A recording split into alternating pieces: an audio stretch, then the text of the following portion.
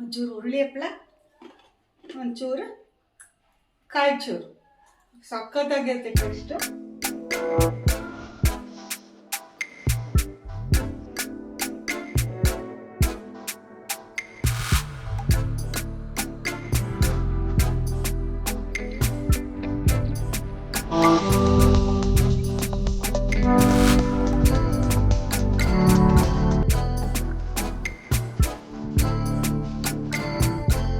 Jai Shriram. Welcome back to Veena Sridhar's kitchen. ಇವತ್ತಿನ ನನ್ನ ವಿಡಿಯೋನಲ್ಲಿ ನನ್ನ ತಾಯಿ ನೆನಪು ತುಂಬ ಬರ್ತಾ ಇದೆ. ನಮ್ಮ ತಾಯಿ ಯಾವಾಗ್ಲೂ ಈ ಸಮ್ಮರ್ ಸೀಸನಲ್ಲಿ ಹುರುಳಿ ಹಪ್ಪಳ ಮಾಡಿರೋರು. ಹುರುಳಿ ಹಪ್ಪಳ ಅಂದರೆ ಸಾಮಾನ್ಯವಾದ ಹುರುಳಿ ಹಪ್ಪಳ ಎಲ್ಲ, ಇದು ತುಂಬ ರುಚಿಯಾಗಿ ತುಂಬ ಪೌಷ್ಟಿಕವಾಗಿರುತ್ತೆ. ಈಗ ಚಳಿಗಾಲ ಬರುತ್ತಲ್ಲ, ಮಳೆಗಾಲ ಬರುತ್ತಲ್ಲ ಜೂನಲ್ಲಿ, ಆ ಟೈಮ್ಗಂತೂ ಇದು ತುಂಬಾ ಹೆಲ್ಪ್ ಆಗುತ್ತೆ. ಹಾಗೂ ತುಂಬ ಪ್ರೋಟೀನ್ ಯುಕ್ತವಾದ್ದು. ಅದು ಸುಟ್ಕೊಂಡು ಅದು ತುಪ್ಪ ಸವರ್ಕೊಂಡು ಒಂದು ತೆಂಗಿನಕಾಯಿ ಚೂರು ಇಟ್ಕೊಂಡು ತಿಂದರೆ ಆಹಾ ಮಜನೋ ಮಜಾ. ತುಂಬ ಅಥೆಂಟಿಕ್ ಆಗಿ ನಾನು ಇದು ಹುರುಳಿಕಾಳು ಹಪ್ಪಳ ನಮ್ಮ ತಾಯಿ ಹೇಗೆ ಮಾಡ್ತಾ ಇದ್ರು ಅಂತ ಅಂದ್ಬಿಟ್ಟು ತೋರಿಸ್ತೀನಿ. ಸೊ ಇವಾಗ ಅದು ಪ್ರಾಸೆಸ್ ಎಲ್ಲ ಸ್ಟಾರ್ಟ್ ಆಗುತ್ತೆ. ಇದು ಲಾಂಗ್ ಪ್ರಾಸೆಸ್ ಅಂತ ಅನ್ಕೊಳ್ಬೇಡಿ. ಯಾರ ಮನೇಲಿ ಒರಳುಕಲ್ಲು ಇರುತ್ತೆ ಅವ್ರ ಮನೇಲಿ ಈಸಿಯಾಗಿ ಮಾಡ್ಬೋದು. ಇದಕ್ಕೆ ಜಾಸ್ತಿ ಬಿಸಿಲು ಬೇಕಾಗಿಲ್ಲ, ಏನೂ ಇಲ್ಲ. ಒಂದು ದಿವಸ ಬಿಸಿಲಲ್ಲಿ ಒಣಗಿದ್ರೆ ಸಾಕು. ಸೊ ಈ ಸೀಸನಲ್ಲಿ ಇದು ಮಾಡಿ ಇಟ್ಕೊಂಡು ಬಿಡೋಣ ಅಂತ ಅಂದ್ಬಿಟ್ಟು ಅನ್ಕೊಳ್ತಿದ್ದೀನಿ. ನನಗೆ ಈ ಕರಿಯೋ ಪೇಣಿ, ಸಂಡಿಗೆ ಅದೆಲ್ಲದಕ್ಕಿಂತ ಹುರುಳಿಕಾಳು ಹಪ್ಪಳ ನನಗೆ ತುಂಬ ಇಷ್ಟ. ಒಂಥರ ಖಾರದ ಬಿಸ್ಕೆಟ್ ತಿಂದಂಗೆ ಇರುತ್ತೆ. ನೆನೆಸಿಟ್ಬಿಟ್ಟು ಇದನ್ನು ಮೊಳಕೆ ಕಟ್ತೀನಿ ಫಸ್ಟ್.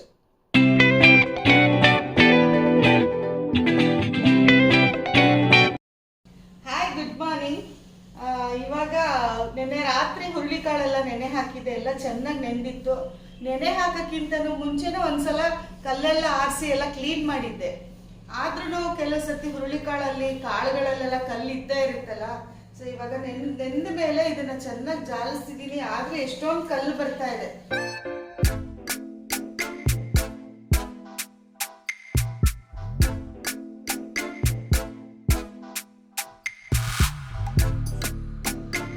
ಇಲ್ಲ ಜಾಲಿಸಿರೋದೆಲ್ಲ ಸೋರಕ್ಕೆ ಹಾಕಿದ್ದೀನಿ. ಇದು ನಾನು ಐಕ್ಯಾನಲ್ಲಿ ತಂದೆ, ತುಂಬ ಯೂಸ್ ಆಗ್ತಾ ಇದೆ ನನಗೆ ಇದು.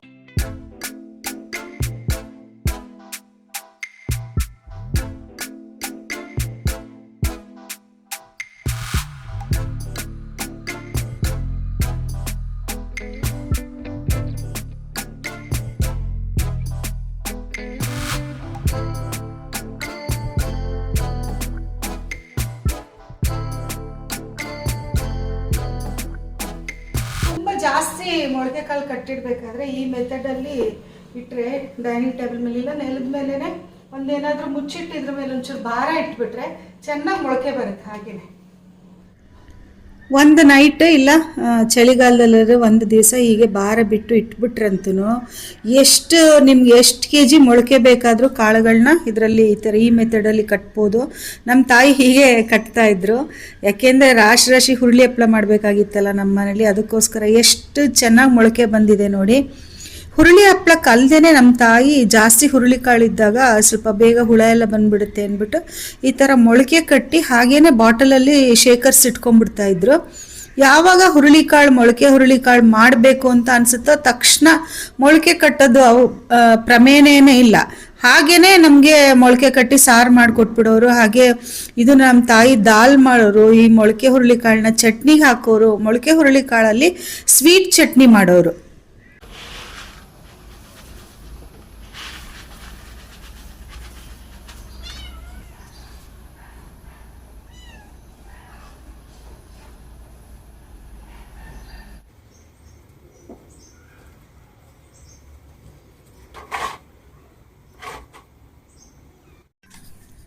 ಈಗ ಮೊಳಕೆ ಹುರುಳಿಕಾಳನ್ನೆಲ್ಲ ಒಣಗಿಸಿ ಆಯಿತು, ಬೇಳೆ ಥರ ಬಂದಿದೆ ನೋಡಿ ಎಷ್ಟು ಚೆನ್ನಾಗಿ. ಇದನ್ನು ನಾನು ನಮ್ಮ ತಾಯಿ ಮಾಡೋ ಮೆಥಡಲ್ಲೇ ಮಾಡ್ತಾ ಇರೋದು. ನಾನು ಇವಾಗ ಹೊಸದು ಏನೂ ಅನುಸರಿಸ್ತಾ ಇಲ್ಲ. ನಮ್ಮ ತಾಯಿ ಈ ಥರ ಬಟ್ಟೆ ಬ್ಯಾಗಲ್ಲಿ ಪ್ಯಾಂಟ್ ಪೀಸಲ್ಲೆಲ್ಲ ಬಟ್ಟೆ ಹೊಲಿದಿಟ್ಟಿರೋರು. ಆ ಬಟ್ಟೆ ಬ್ಯಾಗಲ್ಲಿ ಈ ಥರ ಹಾಕಿ ಬಟ್ಟೆ ಒಗೆಯೋ ಥರ ಒಗೆದ್ಬಿಟ್ಟು ಅದನ್ನು ಕೇರ್ಬಿಟ್ಟು ದಾಲ್ ಥರ ಮಾಡಿಟ್ಕೊಳ್ಬೋದು. ಇದು ಎಷ್ಟು ನ್ಯೂಟ್ರಿಷಿಯಸ್ ಅಂತ ಅಂದರೆ ಮೊಳಕೆ ಏನು ವೇಸ್ಟ್ ಆಗಲ್ಲ. ಅಲ್ಲಿ ಮುಂದೆ ಇದೆ ನೋಡಿ, ಅದನ್ನು ಕೂಡ ಎಸೆಯಲ್ಲ. ಹೀಗೆ ಕೇರ್ಬಿಟ್ಟು ಶೇಖರಣೆ ಮಾಡಿಟ್ಕೊಂಡ್ಬಿಡ್ಬೋದು. ಇವಾಗಂತೂ ಮಾರ್ಕೆಟಲ್ಲಿ ಬೇಳೆನೇ ಸಿಗ್ತಾ ಇದೆ, ಹುರುಳಿಕಾಳು ಬೇಳೆ, ಅದನ್ನು ಕೂಡ ತಂದು ಮಾಡ್ಬೋದು. ಆದರೆ ಮೊಳಕೆ ಹುರುಳಿಕಾಳಲ್ಲಿ ಹಪ್ಪಳ ಸ್ವಲ್ಪ ಲಘುವಾಗುತ್ತೆ, ಅಂದರೆ ಸ್ವಲ್ಪ ಕ್ರಿಸ್ಪಿಯಾಗಿ ಚೆನ್ನಾಗಿರುತ್ತೆ, ಸಾಫ್ಟಾಗಿ. ಈಗ ಮೆಜರ್ಮೆಂಟ್ ನೋಡ್ಕೊಳ್ಳೋಣ. 1 kg ಹುರುಳಿ ಬೇಳೆಗೆ ಅರ್ಧ kg ಉದ್ದಿನಕಾಳು, ಹಾಗೆ 100 ಗ್ರಾಮ್ಸ್ ಗುಂಟೂರು ಮೆಣಸಿನ್ಕಾಯಿ, 100 ಗ್ರಾಮ್ಸ್ ಬ್ಯಾಡಗಿ ಮೆಣಸಿನ್ಕಾಯಿ. ಇಷ್ಟು ಪರ್ಫೆಕ್ಟ್ ಮೆಜರ್ಮೆಂಟ್. ಕಡಿಮೆ ಬೇಕಾದವರು, ಖಾರ ಕಡಿಮೆ ತಿನ್ನೋರು ಈ ಮೆಜರ್ಮೆಂಟ್ ಅಲ್ಲಿ ಹಾಕೋಬಹುದು. 1 kgಗೆ ಅರ್ಧ kg ಉದ್ದಿನಕಾಳು, 100 ಗ್ರಾಮ್ಸ್ ಬ್ಯಾಡಗಿ ಮೆಣಸಿನ್ಕಾಯಿ, 100 ಗ್ರಾಮ್ಸ್ ಗುಂಟೂರು ಮೆಣಸಿನ್ಕಾಯಿ. ಆಮೇಲೆ ಇದು ಹುಳಿ ಮಜ್ಜಿಗೆ, ಸ್ವಲ್ಪ ಸೋಡಾ ಬೇಕಾದವರು, ಇದು ಹಪ್ಪಳದ ಖಾರ ಅಂತಾರಲ್ಲ ಅದು ಹಾಕೋಬಹುದು. ಮತ್ತೆ ಉಪ್ಪು, ಹುಳಿ ಮಜ್ಜಿಗೆ ಉಪ್ಪು ಮತ್ತೆ ಸೋಡಾ ಬೇಕಾದ್ರೆ ಹಾಕೋಬಹುದು. ನಾನು ಸೋಡಾ ಎಲ್ಲ ಹಾಕಲ್ಲ, ಹಪ್ಪಳದ ಖಾರನೂ ಹಾಕೊಂಡಿಲ್ಲ. ಇವೆರಡೂ ಹಾಕಿ ಆಗ್ಲೇ ಮಿಕ್ಸ್ ಮಾಡಿಟ್ಟಿದ್ದೀನಿ. ಆ ಕ್ಲಿಪ್ಪಿಂಗ್ ಮಿಸ್ ಆಗೋಯ್ತು, ಅದಕ್ಕೋಸ್ಕರ ನಾನು ಇದನ್ನ ತೋರಿಸ್ತಾ ಇದ್ದೀನಿ. ರುಚಿಗೆ ತಕ್ಕಷ್ಟು ಹಾಕೊಂಡು ಸ್ವಲ್ಪ ಕಡಲೆಕಾಯಿ ಎಣ್ಣೆ ಮಾಡಿಕೊಂಡು ಮಾಡಿದ್ರೆ ಅಷ್ಟು ನಮಗೆ ಕೈಗೆಲ್ಲ ಅಂಟೋದಿಲ್ಲ. ಆಮೇಲೆ ಒರಳಿಗೆ ಎಣ್ಣೆ ಹಚ್ಬಿಟ್ಟು ಈ ಥರ ಚೆನ್ನಾಗಿ ಕುಟ್ಟಬೇಕು. ಗಟ್ಟಿಯಾಗಿ ಕಲಸಿದಷ್ಟು ಒಳ್ಳೆಯದು, ಹಪ್ಪಳ ಬೇಗ ಒಣಗುತ್ತೆ, ಹಾಗೂ ಬೇಗ ಹುಳ ಎಲ್ಲ ಬರೋದಿಲ್ಲ. ಅದಕ್ಕೋಸ್ಕರ ಈ ಥರ ಹಪ್ಪಳ ಮಾಡಬೇಕಾದ್ರೆ ಈ ಥರ ಒರಳಲ್ಲಿ ಹಾಕ್ಕೊಂಡು ಚೆನ್ನಾಗಿ ಕುಟ್ಟಬೇಕು. ಕುಟ್ಟಿದ್ದನ್ನು ಹಾಗೆ ಉಂಡೆಗಳು ಮಾಡಿ ಇಟ್ಕೊಳ್ಬೇಕು. ಇದ್ರ ಮೇಲೆ ಒಂದು ಬಟ್ಟೆ ಹೊದಿಸ್ಬಿಡ್ತಾ ಇದ್ರು ನಮ್ಮ ತಾಯಿ. ಈ ಥರ ಉಂಡೆ ಮಾಡ್ಕೊಂಡಿದ್ದೇನೆ. ನಾವು ಇಷ್ಟಪಟ್ಟು ಕಡಲೆಕಾಯಿ ಎಣ್ಣೆಯಲ್ಲಿ ಅದ್ಕೊಂಡು ತಿಂತಾ ಇದ್ವು ನಾವು. ನಮ್ಮ ತಾಯಿ ಹೇಳೋರು ಲೂಸ್ ಮೋಷನ್ ಆಗುತ್ತೆ, ಹಾಗೆಲ್ಲ ತಿನ್ನಬೇಡಿ ಅಂತ ಅಂದ್ಬಿಟ್ಟು. ಆದರೂ ಅದು ಏನೋ ಟೇಸ್ಟು, ಆ ಹುಳಿ ಮಜ್ಜಿಗೆ ಹಾಕಿರೋದು, ಉಪ್ಪು ಹಾಕಿರೋದು, ಆ ಹುರುಳಿ ಕಾಳ್ದು ಸ್ಮೆಲ್ಲು ಭಾಳ ಚೆನ್ನಾಗಿರೋದು. ಇದು ಹಪ್ಪಳ ಸ್ವಲ್ಪ ಮಾಡೋದು ಕಷ್ಟ ಅನ್ನಿಸ್ಬೋದು, ಬಟ್ ಮಾಡಾದ್ಮೇಲೆ ನಾವು ಸ್ಟಾರ್ಟ್ ಮಾಡಿದ್ಮೇಲೆ ನಮಗೇನು ಕಷ್ಟ ಅಂತಲೇ ಅನಿಸಲ್ಲ. ಒಂದ್ಸಲ ಅದೆಲ್ಲ ಮಿಷಿನ್ ಮಾಡಿಸ್ಕೊಂಡು ಬಂದು ನಾನು ತೋರಿಸಿರೋ ಮೆಜರ್ಮೆಂಟಲ್ಲಿ ಇಟ್ಕೊಂಡ್ಬಿಟ್ರೆ ಫ್ರಿಜ್ಜಲ್ಲಿ ಇಟ್ಟು ಯಾವಾಗ ಬೇಕಾದರೂ ನೀವು ಹುರುಳಿ ಹಪ್ಪಳ ಮಾಡ್ಕೋಬೋದು. ನೋಡಿ, ಈ ಥರ ಬೊಟ್ಟುಗಳು ಮಾಡಿ ಇಟ್ಕೊಳ್ಬೇಕು. ಈ ಥರ ಪೇಡ ಥರ ಮಾಡಿಟ್ಕೊಂಡ್ರೆ ಆಮೇಲೆ ಜೀರಿಗೆ ಮತ್ತು ಎಳ್ಳು, ಕರಿ ಎಳ್ಳಾದರೂ ತೊಗೋಬೋದು, ಬಿಳಿ ಎಳ್ಳಾದರೂ ತೊಗೊಳ್ಬೋದು. ಇದನ್ನು ಹಾಕಿ ಲಟ್ಟಿಸ್ಬೇಕು. ಇದ್ರ ಮೇಲೆ ಒದ್ದೆ ಬಟ್ಟೆ ಹೊದಿಸ್ಬಿಟ್ರೆ ಒಣಗೋದ್ರಿಂದ ಅವಾಯ್ಡ್ ಆಗುತ್ತೆ, ಲಟ್ಸೋದು ಈಸಿ ಆಗುತ್ತೆ ನಮಗೆ. ಇವಾಗೆಲ್ಲ ಪ್ರೆಸ್ಸಿಂಗ್ ಮಿಷಿನ್ ಬಂದಿರೋದ್ರಿಂದ ಸಖತ್ ಈಸಿ ಮಾಡೋದು. ನನಗೆ ನಮ್ಮ ಕಂಪನಿ ಅಸಿಸ್ಟೆಂಟೇನೆ ಇದು ಪ್ರೆಸ್ಸಿಂಗ್ ಮಿಷಿನಲ್ಲಿ ಒಂದ್ಸಲ ಮಾಡಿ ಕೊಟ್ಟರು. ಒಂದ್ಸಲ ಪ್ರೆಸ್ ಮಾಡಿಬಿಟ್ರೆ ಬೇಗ ಹಾಫ್ ಆನ್ ಅವರಲ್ಲೇ ಮುಗ್ದೋಯ್ತು ಇಷ್ಟು ಹಪ್ಪಳನು.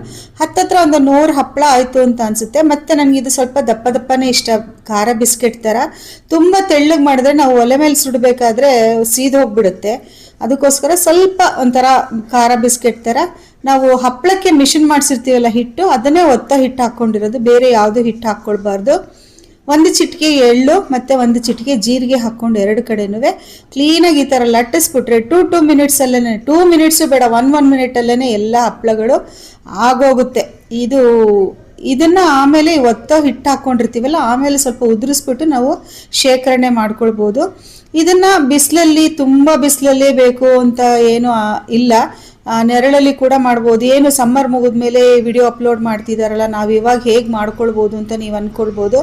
ಆ ಥರ ಏನೂ ಇಲ್ಲ, ಇದು ಯಾವ ಟೈಮ್ನಲ್ಲಿ ಬೇಕಾದರೂ ಮಾಡ್ಕೊಳ್ಬೋದು. ಸ್ವಲ್ಪ ಈ ಚಳಿಗಾಲದಲ್ಲಿ, ಮಳೆಗಾಲದಲ್ಲಿ ಬಿಸಿಲು ಬರುತ್ತಲ್ಲ, ಆ ಬಿಸಿಲು ಕೂಡ ಇದಕ್ಕೆ ಸಾಕು. ಮನೆ ಒಳಗಡೆನೆ ಒಣಗಿಸಿದ್ರು ಕೂಡ ಸರಿ ಹೋಗುತ್ತಿದೆ. Shriram, welcome back. ಹೀಗೆ ಈ ಹಪ್ಪಳ ಎಲ್ಲ ಒಣಗಿಸಿರೋದ ನೋಡಿದ್ರಿ ಇಷ್ಟೋ ತನಕನೂ.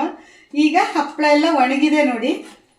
ಆದರೆ ಇನ್ನೊಂದೇನು ಇದರಲ್ಲಿ ಹೇಳಬೇಕಂದ್ರೆ, ಒಂಚೂರು ಇದನ್ನ ಒದ್ದೆ ಬಟ್ಟೆ ಥರದಲ್ಲಿ, ಬಿಸಿಲಿದ್ದಾಗ ಒದ್ದೆ ಬಟ್ಟೆ ಥರದಲ್ಲಿ ಈ ಹಸಿ ಹಿಟ್ಟಿರುತ್ತಲ್ಲ, ನಾವು ಒತ್ತಕ್ಕೆ ಹಾಕ್ಕೊಂಡಿರ್ತೀವಲ್ಲ, ಒಂದು ಸ್ವಲ್ಪನೇ ಹಾಕ್ಕೊಂಡಿರ್ತೀವಿ. ಆದ್ರೂ ಸ್ವಲ್ಪ ಇದನ್ನು ಒರೆಸ್ಬಿಟ್ಟು ಇನ್ನೊಂದ್ಸಲ ಗಾಳಿಗೆ ಹಾಕ್ಬಿಟ್ಟು ತುಂಬಿಟ್ಕೊಂಡ್ರೆ ಆರಾಮಾಗಿ 1 ವರ್ಷದ ತನಕ ಕೇರ್ಫುಲ್ಲಾಗಿ ಪ್ರಿಸರ್ವ್ ಮಾಡ್ಬೋದು. ಯಾಕೆಂದರೆ ಇದು ಬೇಗ ಹುಳ ಬರುತ್ತೆ. ಸ್ವಲ್ಪ ಕೇರ್ಫುಲ್ಲಾಗಿ ಪ್ರಿಸರ್ವ್ ಮಾಡಬೇಕು. ಇನ್ನೊಂದೇನೆಂದರೆ, ನಾನು ಏನು ಮಾಡ್ತೀನಿ ಅಂತ ಅಂದರೆ, ಇದನ್ನು ಪೇಪರಲ್ಲಿ, ಇದು ಟ್ರಾನ್ಸ್ಪರೆಂಟ್ ಬಟರ್ ಪೇಪರ್ ಬರುತ್ತಲ್ಲ, ಅದರಲ್ಲಿ ಒಂಥರ ಕವರ್ ಥರ ಮಾಡಿ ಅದರಲ್ಲೆಲ್ಲ ಒಂದ್ರ ಮೇಲೊಂದು ಹೀಗೆ ಜೋಡಿಸಿಟ್ಬಿಡ್ತೀನಿ. ಹೀಗೆಲ್ಲ ಇಟ್ಬಿಟ್ಟು ಫ್ರಿಜ್ ಇಡ್ಸೋ ಅಷ್ಟು ಡೈಮೆನ್ಷನ್ ಇರುತ್ತಲ್ಲ, ಅಷ್ಟಷ್ಟು ಕವರ್ ಮಾಡಿ ಹಾಗೆ ಇನ್ನೊಂದು ಅದ್ರ ಮೇಲೆ ಒಂದು ಬಟ್ಟೆ ಸುತ್ತಬಿಟ್ಟು ಒಂದು ಪ್ಲಾಸ್ಟಿಕ್ ಕವರ್ ಹಾಕಿ ಇಟ್ಬಿಡ್ತೀನಿ. ಈ ಥರ ಹುರುಳಿ ಹಪ್ಪಳನ ಫ್ರಿಜ್ಜಲ್ಲಿ ಪ್ರಿಸರ್ವ್ ಮಾಡ್ಬೋದು.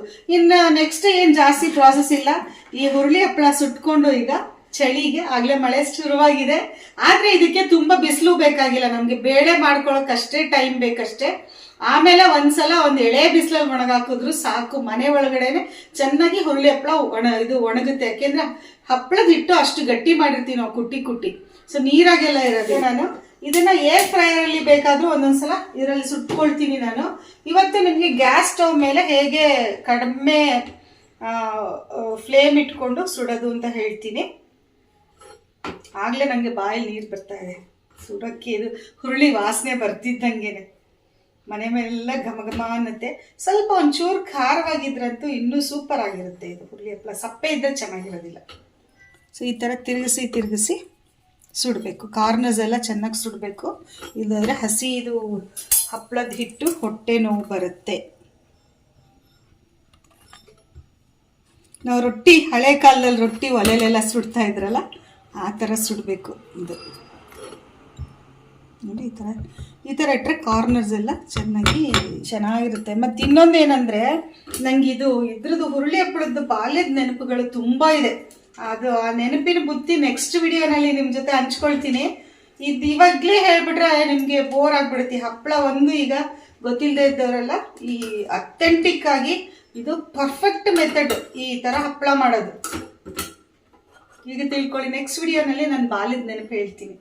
ಥರ ಎಲ್ಲ ಸ್ವೀಟ್ ಮೆಮೊರೀಸ್ ಹುರುಳಿ ಹಪ್ಪಳ ಅಂತ ಅಂದರೆ. ಹಸುವಾದ್ರೂ ನಮ್ಮ ತಾಯಿ ಏನು ಮಾಡ್ತಿದ್ರಂದರೆ ಹುರುಳಿ ಹಪ್ಪಳನ 2 ಸುಟ್ಕೊಂಡು ತಿಂದ್ಬಿಟ್ಟು ಒಂದು ಲೋಟ ಕಾಫಿ ಕುಡಿದ್ಬಿಡೋರು ಸಂಜೆ ಹೊತ್ತು. ಅದೇ ಒಂಥರ ಒಪ್ಪತ್ತಿಂದ ಇದಾಗ್ಬಿಡೋದು, ಉಪವಾಸದ ಥರ ಆಗ್ಬಿಡೋದು. ಇವಾಗಲೂ ನಾನು ಅಷ್ಟೇ ಹುರುಳಿಕಾಳು ಹಪ್ಪಳ ಇದ್ಬಿಟ್ರೆ ಹಪ್ಪಳಕ್ಕೆ ಸುಟ್ಟುಬಿಟ್ಟು ತುಪ್ಪ ಸವರ್ಕೊಂಡು 2 ಹಪ್ಪಳ ತಿಂದ್ಬಿಟ್ಟು 1 ಲೋಟ ಹಾಲು ಇಲ್ಲ ಕಾಫಿ ಕುಡಿದ್ಬಿಟ್ರಂತೂ ಸೂಪರ್ಬ್ ಆಗಿರುತ್ತೆ ಈ ಚಳಿಗಾಲಕ್ಕೆ. ಹಪ್ಪಳ ಸುಟ್ಟಾಗಿದೆ ನೋಡಿ ಈಗ. ಇದಕ್ಕೆ ಕಡಲೆಕಾಯನ್ನೇ ಬೇಕಾದರೂ ಹಚ್ಕೊಂಡು ತಿನ್ಬೋದು. ನನಗೆ ತುಪ್ಪ ಇಷ್ಟ, ತುಪ್ಪ ಹಚ್ಕೊಂಡು ತಿಂತೀನಿ. ತುಪ್ಪ ತಗೊಂಡು ಸ್ವಲ್ಪನೇ ಸಾಕು. ಇದನ್ನು ಪೂರ್ತಿ ಬಿಸಿಲಿ ಹಚ್ಬಿಡು. ಸ್ವಲ್ಪ ಕೈ ಇದಾಗುತ್ತೆ ನೋಡ್ಕೊಂಡು ಹಚ್ಚಿ. ಈ ಸ್ಪೂನಲ್ಲಿ ಅಂಟ್ಕೊಂಡಿರುತ್ತಲ್ಲ ಅದೇ ಸಾಕು. ನೋಡಿ ನಿಮ್ಗೆ ಅಂದ್ಬಿಟ್ರೆ ನೋಡಿ ನನಗೆ ಅಭ್ಯಾಸ ಇರೋದು. ಕೆಲವರು ಕೊಬ್ಬರಿ ಚೂರು ನೆಂಚ್ಕೊಂಡು ತಿಂತಾರಂತೆ, ಕೆಲವರು ಬೆಲ್ಲ ನೆಂಚ್ಕೊಂಡು ತಿಂತಾರಂತೆ. ಆದರೆ ಒಂಚೂರು ಹುರುಳಿ ಹಪ್ಪಳ, ಒಂಚೂರು ಕಾಯಿ ಚೂರು ಸಖತ್ತಾಗಿರುತ್ತೆ ಟೇಸ್ಟು. ಆ್ಯಂಡ್ ನ್ಯೂಟ್ರಿಷಿಯಸ್ ಕೂಡ. ಎಷ್ಟು ಇದೆಲ್ಲ ಹೆಲ್ತ್ಗೆ ಒಳ್ಳೆಯದು ನೋಡಿ.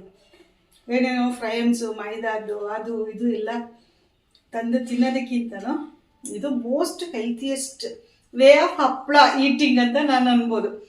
ಸೊ ತುಂಬಾ ಚೆನ್ನಾಗಿದೆ. ಸೊ ಈ ವಿಡಿಯೋ ಖಂಡಿತ ಎಲ್ಲರಿಗೂ ಯೂಸ್ಫುಲ್ ಆಗಿದೆ. ಇದು ನನ್ನ ತಾಯಿ recipe.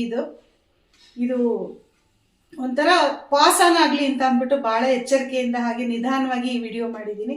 Thank you for watching. ನಮಸ್ಕಾರ. ಸಬ್ಸ್ಕ್ರೈಬ್ ಮಾಡಿಕೊಂಡು ನನ್ನ ಸಪೋರ್ಟ್ ಮಾಡಿ.